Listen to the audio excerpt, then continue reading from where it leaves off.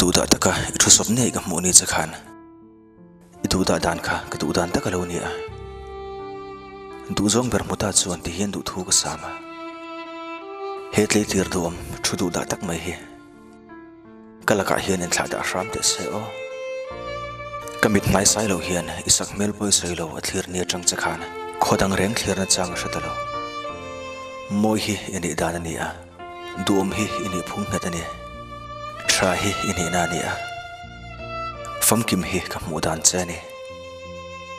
ngai nat lo thailo boi pui lo thailo ka tu thu sam chu nang chau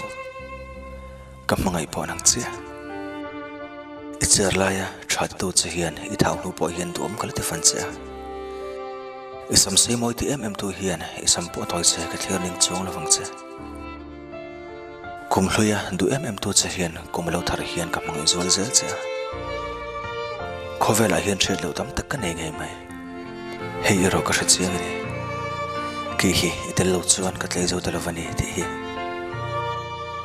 chutin tlerol du om kha nulangai omilo changa nulangai om kha nupuirin om chan hule